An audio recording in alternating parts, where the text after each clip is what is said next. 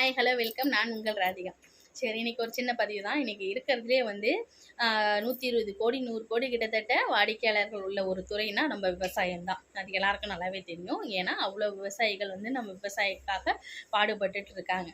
ஆனால் நம்ம குடும்பத்திலேயே இப்போ நம்ம பசங்களை படிக்க வைக்கிறோம் அப்படின்னா, பொண்ணுங்களை படிக்க வைக்கிறோம்னா நம்ம என்ன சொல்லுவோம், அடுத்தது நீ விவசாயத்தை பாரு அப்படின்னு நம்ம சொல்ல மாட்டோம். என்ன பண்ணுவோம்னா, நீ ஒரு படிச்சு ஒரு நல்ல வேலைக்கு போ, நான் தான் விவசாயத்தை பார்த்து கஷ்டப்பட்டேன், நீ அப்படி இருக்காத அப்படின்னு தான் நம்ம சொல்கிறோம். ஆனால் இப்போதைக்கு ஒரு 300 காலி இடங்கள் இருக்குன்னா, நம்ம டிஎன்பிஎஸ்சி எக்ஸாம் எழுதுறோம் அப்படின்னா, நம்ம எழுதுற ஒரு துறையில ஒரு துறையா இருக்கட்டும், ஒரு ஆசிரியர் பணியா இருக்கட்டும், எந்த பணியா இருந்தாலும் அதில ஒரு 300 இடம் தான் இருக்கு. ஆனா நம்ம எத்தனை பேர் நம்ம அப்ளை பண்றோம்? 3,00,000 பேர் கிட்டத்தட்ட நம்ம வந்து அந்த எக்ஸாம்க்காக நம்ம ப்ரிப்பேர் பண்ணி நம்ம எழுதுறோம்.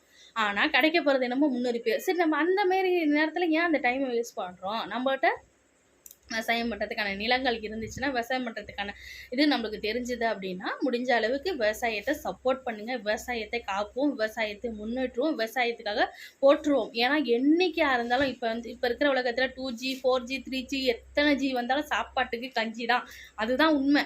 நம்ம அதனால் வந்து விவசாயத்தை நம்ம முன்னேற்றுவோம், காப்பாற்றுவோம். நன்றி. இந்த பதிவு உங்களுக்கு பிடிச்சிருந்தா எனது சேனலை சப்ஸ்கிரைப் பண்ணுங்கள். நன்றி.